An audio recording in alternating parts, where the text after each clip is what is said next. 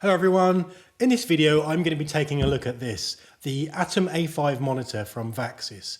Now, as well as being a 5-inch monitor, this device has the ability to transmit and receive wireless video signals, as well as record HD video. So I'm going to be talking in detail about the features on this monitor, as well as talking about my thoughts on it and who it might be a good fit for. So let's get going.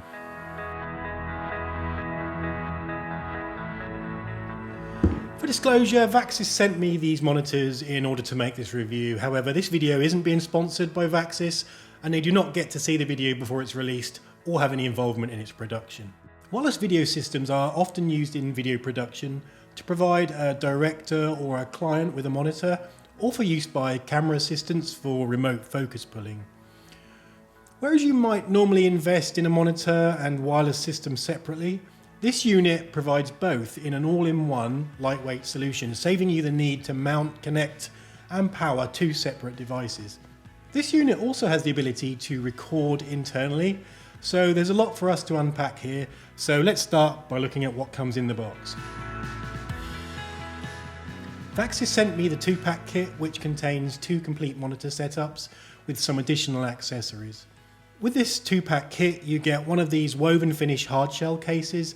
The case has 2 compartments. The bottom contains the 2 monitors, along with a stick-on screen protector for each monitor.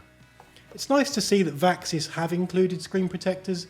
I do normally purchase these for my monitors, as they tend to get knocked around in use, and it's nice to know that any scratches are only affecting a removable protector and not the monitor's screen itself. These things are always a bit of a challenge to fit, and I nearly messed up on the first one by not quite getting the protector on straight, although I did manage to get it aligned eventually. For the second one, I found a much better approach was to align the long edge of the protector along the long edge of the monitor, and then it just dropped into place nicely by itself. The upper section of the case houses the accessories. In here you'll find a full-size HDMI cable and 5 screw-on antennas. There's also a mini tripod with extending legs, a neck strap and a really nice quality ball head.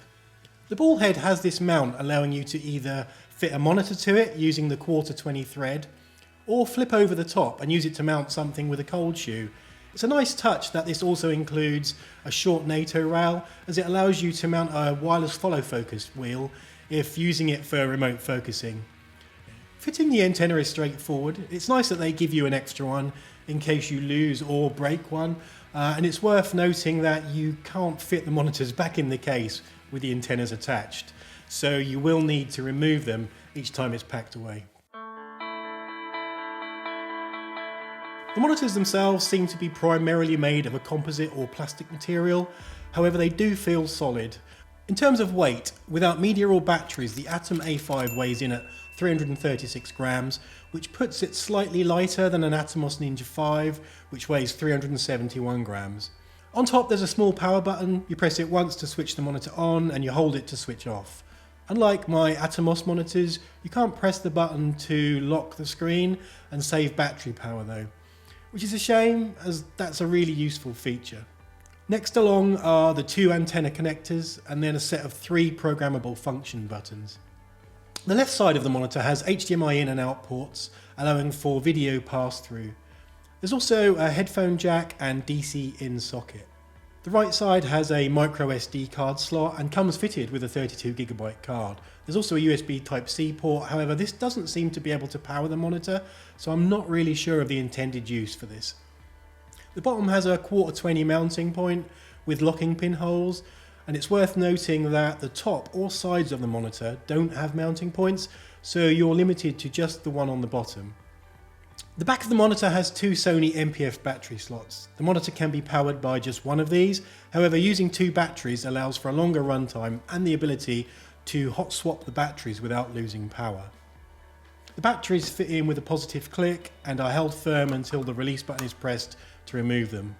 The Atom A5 does have a long startup time. It takes almost 30 seconds before you can interact with it, so you don't want to be switching it off if you need to be up and rolling quickly.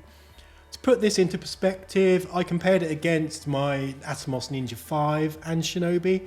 The Ninja 5 boots a lot quicker and is ready to use in around 6 seconds. The Shinobi takes a little longer at around 12 seconds. The The monitor has a 1920 by 1080 5.5 inch touchscreen with a reported brightness of 1000 nits. Vaxis also specify a contrast ratio of 1200:1 and pixel density of 401 ppi, which gives it a high resolution image with no real visible pixels. In terms of colour accuracy, the Atom A5's image doesn't do a great job out of the box. I found it to be a little too green.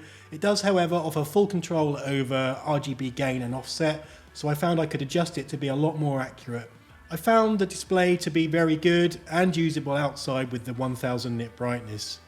As with most monitors, you'll likely want to use a sunshade in direct sunlight, and Vaxis do make one specific for this monitor that fits using Velcro straps. I'll post a link to that in the description below.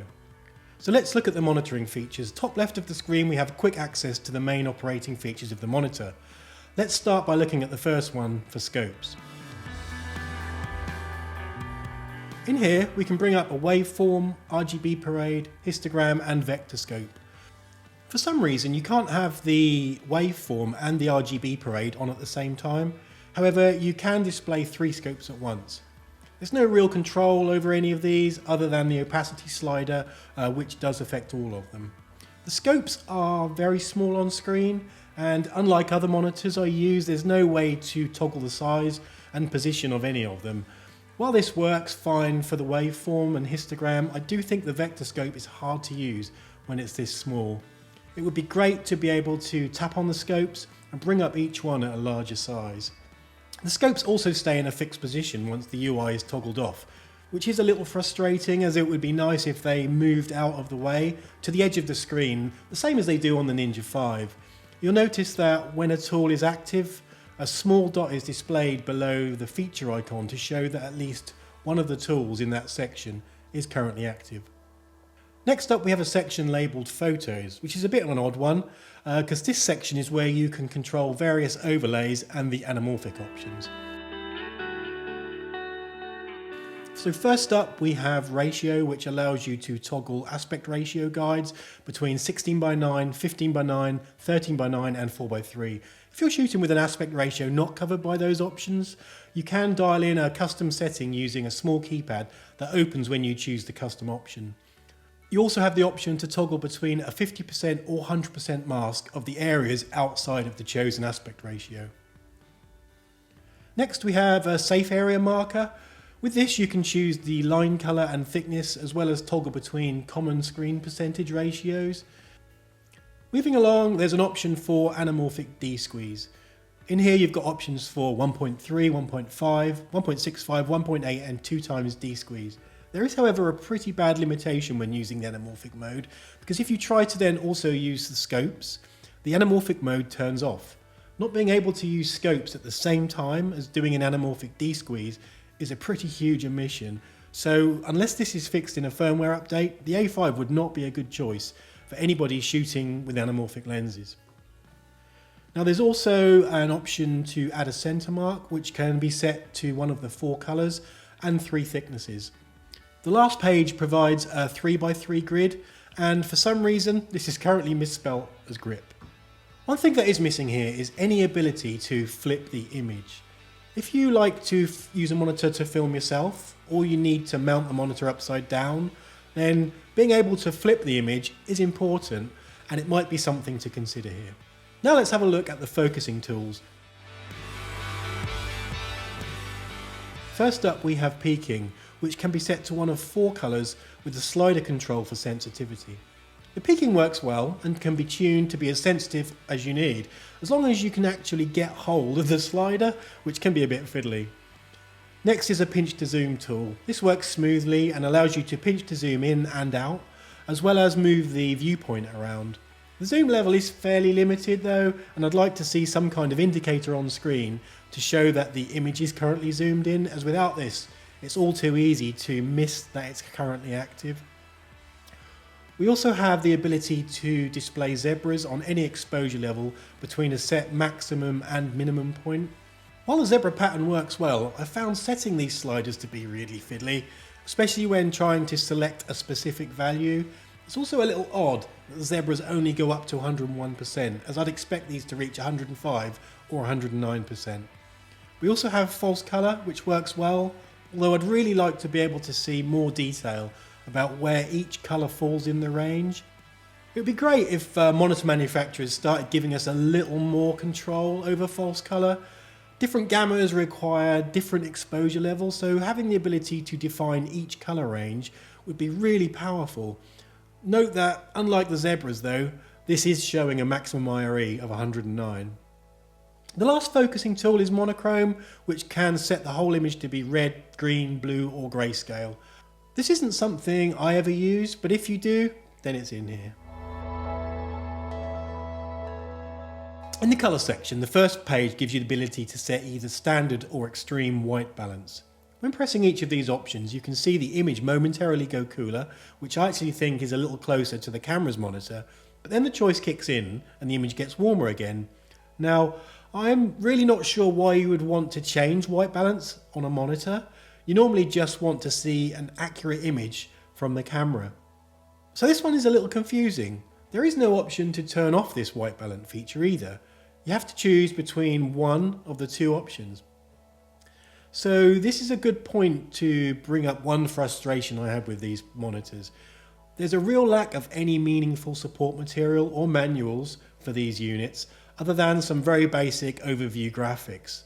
Anyway, moving on, there's also an option for HDR shooting using either PQ or HLG. I haven't really explored shooting in HDR, so I can't really give any advice as to how well these features work, but they are in there. The last feature section is Signal, and this is where we can talk about the wireless video features.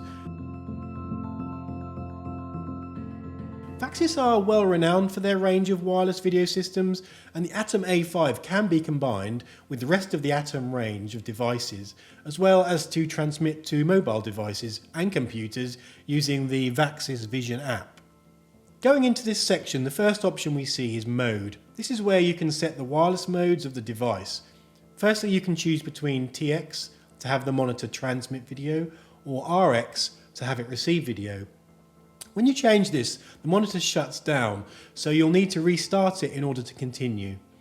These devices use the 5 GHz Wi-Fi frequencies, so they are using standard frequencies that can normally be used without any special licensing requirements. When the monitor is set to TX, you have the option to change the mode from its normal setting to either speed or quality. I struggled to see any noticeable difference between these settings in actual use, but it might be more apparent when operating in tougher conditions. The input section allows you to change the way record triggering works on the monitor. Setting it to manual means that you can start and stop recording on the monitor itself using the record button on the screen. Changing this to HDMI or timecode will allow you to trigger recording on the monitor automatically when you start recording on the camera.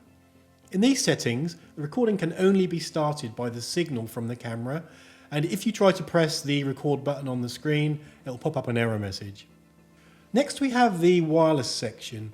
If pairing Atom devices, you can do this by pressing the pairing button on both devices. As well as being able to use Atom devices though, you can also view the transmitted video using the Vaxis Vision app on a mobile device or a computer. If using the mobile device, you can pair using the displayed QR code or by entering the SSID and password displayed on the screen. I found in my testing that I could only connect one device via Wi-Fi though, either with or without the two A5s paired. When operating the Atom A5 in RX mode, you get a few more options. On the input page, you get the option to display either the wireless signal from the transmitting monitor or the signal direct from the HDMI input. It's a shame this option isn't available to be used on one of the function buttons, as it would offer an easy way to switch between the two different camera feeds with the press of a button. On the wireless page, it offers something called Atom mode for one receiver, or the ability to choose between RX1 or RX2 in two receiver mode. Once again, I couldn't find any written explanation as to how these receive options differ or how best to use them. The system seems to work equally well using either option. Now, Vaxis state that the Atom A5 has an operating range of up to 150 meters with a latency between 80 and 120 milliseconds, depending on environmental conditions. I did a line of sight test and can confirm the distance to be accurate. Its wireless signal did also perform well, operating throughout various interior and exterior locations, even working through a couple of walls. One negative here is that when you do lose signal, the monitor displays the last frame received without any notification of a lost connection. Now this could be a little bit dangerous if filming something static waiting for action to start, as you might not realise you're not actually receiving a live feed. Using the app on my phone works really well. The app has its own focus peaking and I had no problem being able to pull focus using the phone. You'd obviously need a remote focus system to do this away from the camera. You can also display zebras to help with exposure level, and the levels can be defined in the menu. You can also take stills from the feed or record video to the iPhone. There's also a punch-in feature on the app which works well, allowing you to punch in to check focus. On the left side there's a settings menu where you can change brightness, contrast and sharpness and dial in settings for the peaking and zebras. Below that you can also choose to display a center mark, use grayscale image and a safety zone marker. If you want to clear the UI on the phone, you just have to swipe left, and if you want to bring it back, you swipe right. Moving back to the monitor itself, the last page on the signal section is a channel select where you can choose between 12 available channels. I often shoot 2 camera interviews as a single operator, and I found it really useful being able to set up my B camera with one A5 monitor set as the transmitter and then have the receiver monitor near my A camera, allowing me to monitor both cameras from the same position. What I found really useful is to have the HDMI info switched on the B camera, allowing me to make sure that the camera is recording and be able to see that the face tracking and the battery levels are okay. The A5 also supports LUTs. To open the LUT menu, you press this coloured ring icon at the top of the screen. The A5 can store multiple LUTs internally. These are loaded by copying them onto the LUT folder on the supplied micro SD card and then importing them. I found that the LUTs need to be named without any spaces in order for the A5 to recognise them, so you may need to rename them prior to using them. With the LUTs imported, you can choose which LUTs to apply to each of the 5 slots. The currently applied LUT is shown at the top of the screen in the middle. If you want to replace the LUT in a slot, you just select that slot and choose another LUT to load from the list. The delete button brings up a full list of imported LUTs, and you can choose which of those to remove from the device. I really like this way of handling LUT files, as it's nice to be able to apply just the LUTs you need for a specific shoot to the available slots whilst keeping the full list still available on the device. There's no way to empty the slots though once they have a LUT loaded, other than to remove that LUT from the device entirely or to replace it with another LUT from the list. The cog icon brings up the settings menu. From here you have 4 pages of options. The display page gives you control over brightness, contrast, saturation and sharpness. I found the brightness to be useful here, however the contrast doesn't really do what I would expect for a contrast control and works much like another brightness control. You do also have full control over RGB gain and offset, so if you're somebody that likes to get in and tweak colour accuracy, then you should be good here. The sliders can be a little fiddly to use, however there is a reset to default button at the top should you need to start again. The setting page gives you a choice between normal or underscan, although I couldn't really see any effect of that on the signal. There's a volume control for the headphone output and controls for the backlight brightness. It's interesting that they gave the backlight a different style of control using plus and minus buttons. I prefer these actually over the sliders, especially for small changes, so it would have been good to see these used elsewhere too.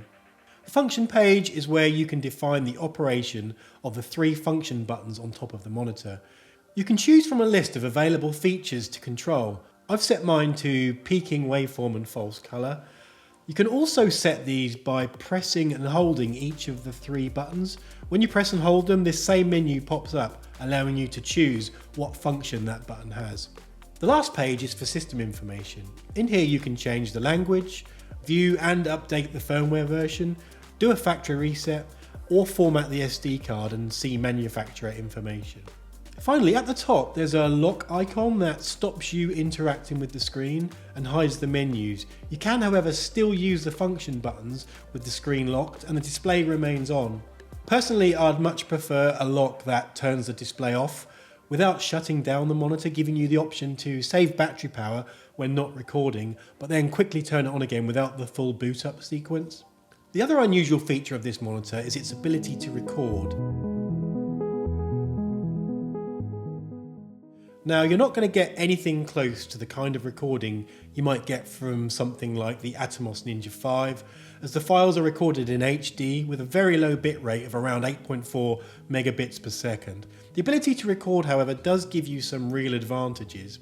Firstly, I really like that the monitor shows the red line to show that the camera is recording. Even if you have no intention of using the files recorded in the A5, it's still great to see that feedback on the monitor. Having these low bitrate files recorded in the monitor gives you the ability to quickly review a shot without having to put the camera into playback mode. And if you have a director viewing a second monitor, they too have the ability to review shots without having to ask the camera operator to change the camera to playback mode, which can be a real time saver.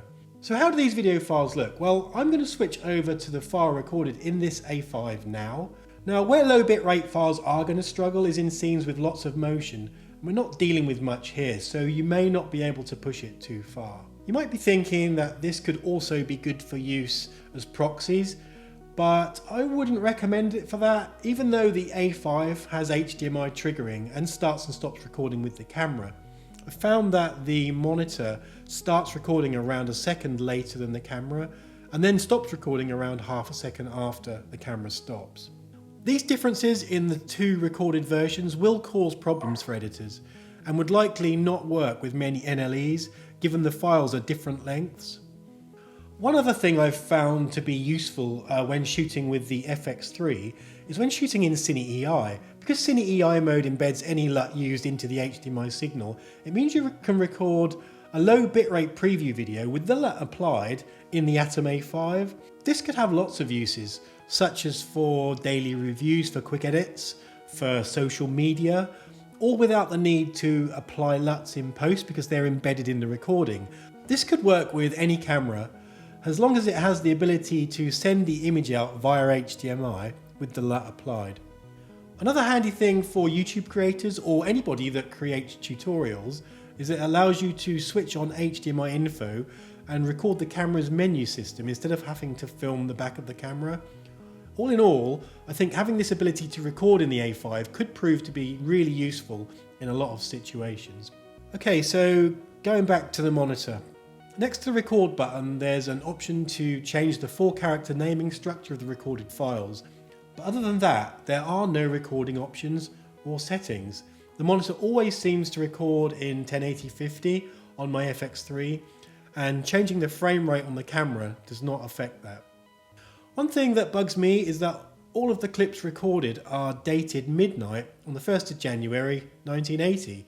As far as I can see, there's no way to set the date or time on the monitor. Having each file correctly date and time stamped is super important for file and card management, and I hope Vaxis can address this somehow. To playback clips, there's a playback button on the left of the screen. Pressing this will start playing back the last recorded clip. However, you can also skip forward and back between clips, or bring up a list of clips by pressing the 3 dots on the left of the screen. The bottom of the screen shows status information and settings. First, we have a battery level indicator for each of the batteries that's connected. These don't show a percentage value, however, I've found these to be very accurate and do a good job of showing the status of the battery. Next is a nice clear audio level meter, which I really appreciate given that there's just a really tiny one on the FX3. Further along, we can also see the current video input, the wireless mode, signal level, and the currently selected wireless channel. Also displayed is the current recording format.